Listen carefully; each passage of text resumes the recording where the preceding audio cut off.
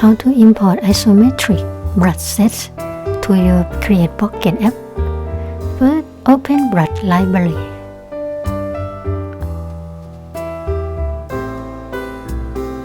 And click Import.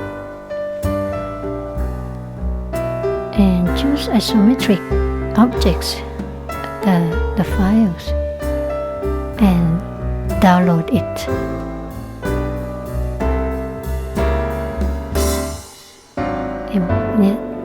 Okay, now we have new brushes, but of isometric objects, easy to use on your phone.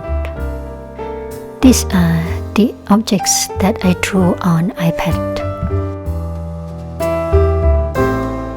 Okay, I will show you how to use it. First, create a new layer and then select the object and then press it. And then duplicate 4 times and merge all the 4 layers. Yes, merge all. And then resize your object. After that, it will be ready to put the color.